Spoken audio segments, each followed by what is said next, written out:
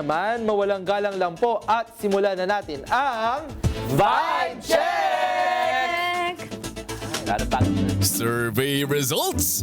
Pulso ng bayan! Simplihan natin sa Vibe Check!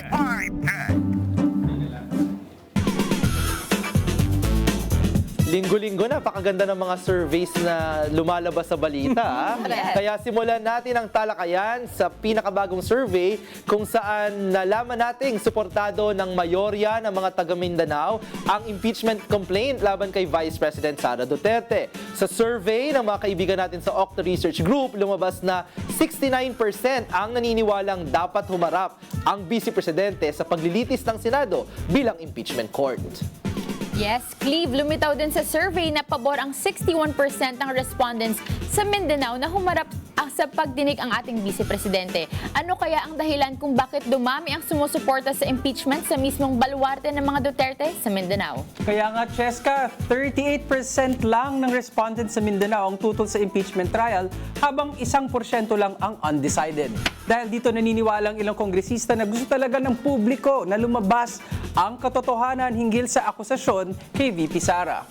Tama ka, Carlo. Naniniwala nga si Deputy Speaker Paulo Ortega na patunay ang survey na marami na ang humihingi ng accountability sa mga opisyal ng pamahalaan at malinaw ang nais iparating ng resulta sa Mindanao. Bukod dyan, lumabas din sa survey na 87% halos siyam bawat 10 na Pilipino ang may ideya o sumusubaybay sa impeachment complaint laban kay VP Sara. At mas mataas pa ang awareness sa Mindanao na umaabot ng 91%.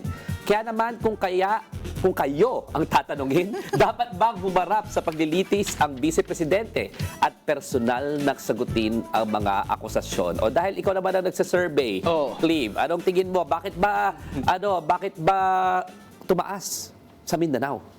Tingin ko kasi ang tanong sa survey ng Octa ay, sa tingin mo ba, 'di ba, dapat bang harapin ni VP Sara personal yung mga akusasyon sa kanya sa impeachment? I think, yung pinag-uusapan natin na yung mga taga Mindanao, traditionally, tinitignan natin, baluarte ng mga Duterte, mga taga-suporta ng mga Duterte. Pero mismo naman kasing si VP Sara yung nangako, di ba, na bibigyan ko kayo ng bloodbath. At ibig sabihin, nanggaling sa kanya, sa ikalawang Pangulo natin, na handa siyang humarap, di ba? Pero yun nga, medyo absent lang talaga siya nitong sa mga pagdinig ng House Justice Committee. Di siya nagpapakita. Pero ang demand ng ating mga kababayan ay harapin niya yung mga akusasyon.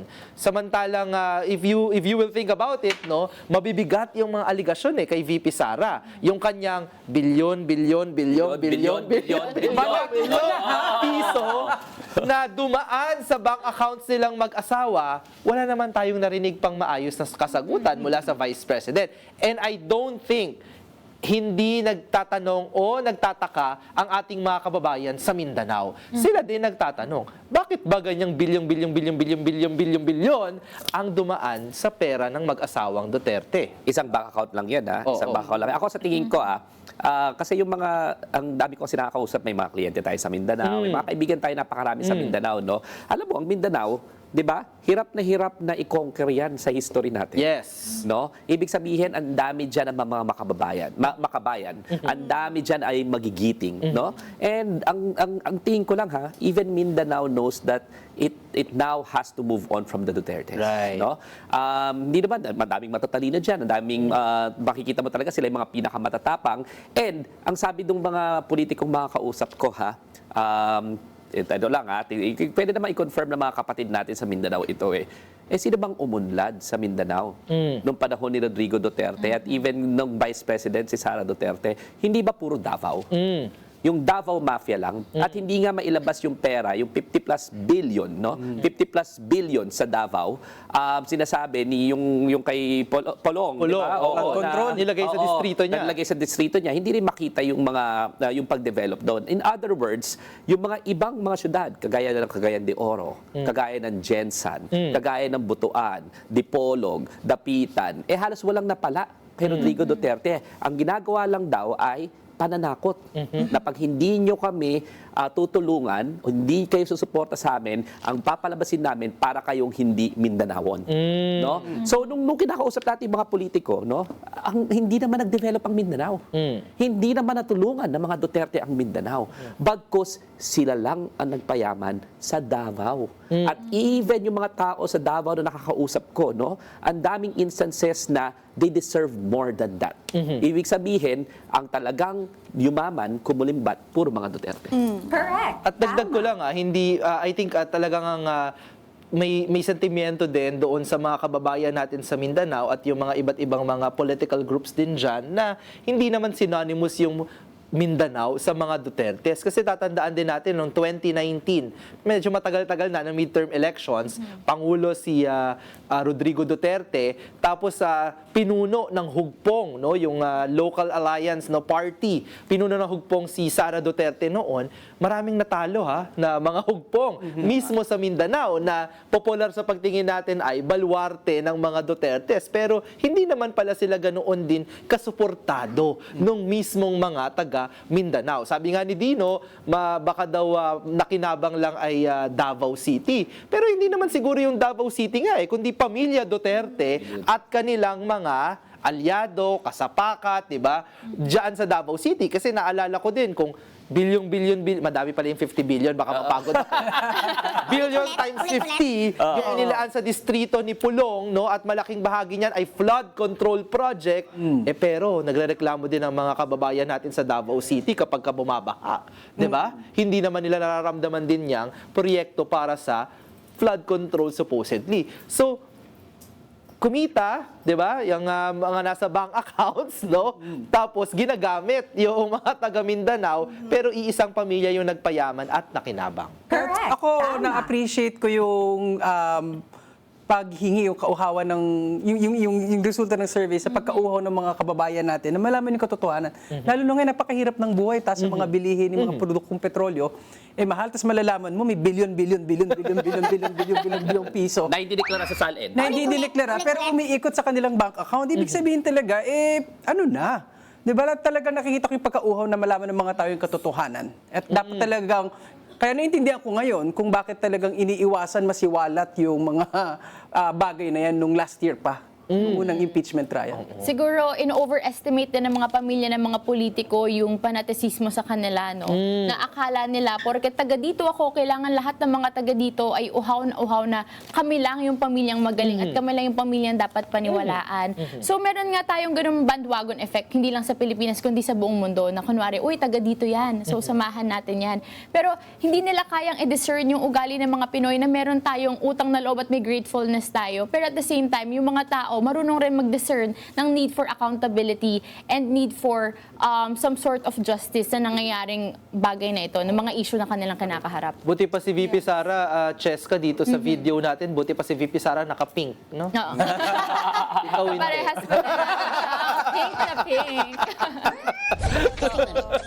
Dadagdag ko lang, ito na yung moment na yung myth-making ng mga Duterte, unti-unti nang nababasag. Tapos nakikita na natin lumalabas na sa empirical data na yung myth na kinreate ng Duterte na ang Mindanao equals Duterte support, hindi pala totoo.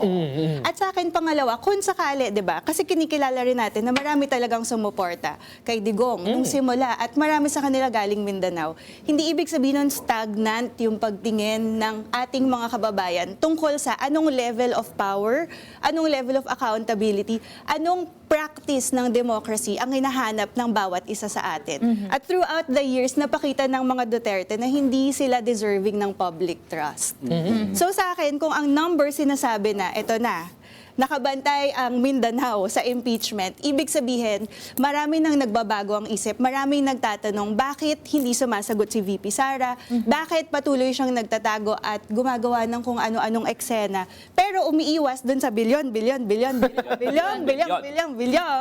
mga hindi niya masagot at hindi niya maipaliwanag na pera na dumaloy sa bank account nila. Kasi kung ako lang si VP Sara, kung alam ko na halos sa siyam sa bawat 10 mamamayan ng taga taga Mindanao ay nakabantay sa impeachment at tutok sa impeachment, hindi ba sasagot ako, magpapakita ako doon Yun nga at magpapaliwanag? Yun ay kung kaya kong sagutin yung mga paratang sa akin. Pero dahil hindi, at dahil yung ebidensya na mismo ay nagsusumigaw na hindi nila kayang ipaliwanag, nagtatago sila mismo ngayon kahit sa kanilang mga kapwa, mga taga Mindanao. I think yung buong bayan ngayon parang may pag-iisip, pag-rethink nung relationship natin sa mga dynasties. Hindi lang sa Mindanao, di ba? Kundi sa buong bansa ngayon, pinag-iisipan natin, nakakabuti ba para sa ating bansa yung mga political families at na ipinapasa-pasa na lamang ng mga magkakapamilya yung kapangyarihan, local man o national, sa kanila, di ba? At nandyan yung flood control issue, nandyan yung mga corruption scandal, no, na pagdudugtong-dugtong na ng ating mga Alam mo ba, kababayan. yung local politician na nakausap ko sa Mindanao, gusto ko lang sabihin ito ha, tanong nyo kung ano. Ano yun? Ang sabi, dapat daw, ang isa pang tingnan na source, yung pinag-iimbakan daw ng korupsyon, sabi dito, yung kay Kibuloy. Uy. Alam niyo ba yun? Kasi Oy. tandaan ninyo, nung hinahanap si Kibuloy, biglang nag-take over na administrador. Itong si Rodrigo Duterte. Bakit kaya administrador ng lahat ng mga properties? Si Rodrigo Duterte. Kasi raw, dun daw, ang sabi dun daw tinatago ni Rodrigo Duterte yung mga kaperahan na ito. Kaya kailangan talaga maimbestigahan yung relasyon nitong si Kibuloy at ng mga Duterte. Ang sabi nga ni General Torre, nakita ko dun sa post niya wala naman daw talagang numero yun, 2-5 lang. Kahit nung inaaresto si Rodrigo Duterte, ilan-ilan lang naman daw talaga. Pero bakit yung kanilang nakalap na ari-arian?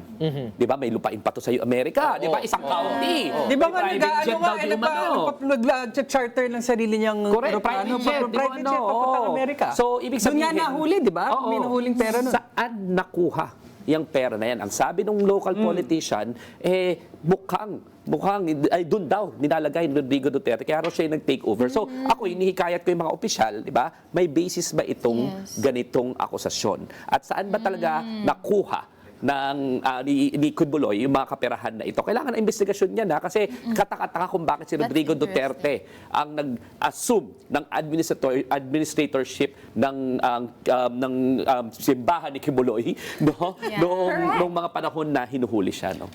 Dapat bawiin yung yaman na yan para sa para sa rehiyon ng Mindanao na maraming mga probinsya na nangangailangan ng infrastruktura, may mataas na insidente ng kahirapan, yung mga bilyong-bilyong piso na yan, kung magagamit sa programa ng gobyerno, maipamamahagi sa mas maraming mga mamamayan ng Mindanao, malaking bagay po yun. Kapatid natin ang mga taga Mindanao ha. Gusto lang natin sabihin, magkakapatid tayo, isa lang ang Pilipinas, no? Pare-pareho tayong Pilipino, beyond the personalities ang adhikain para common, di ba? Para sa ating bansa. Yes, okay. Siyempre, hindi naman pwedeng kami lang ang nagdadaldal dito, lalo na po si Attorney Dino De Leon.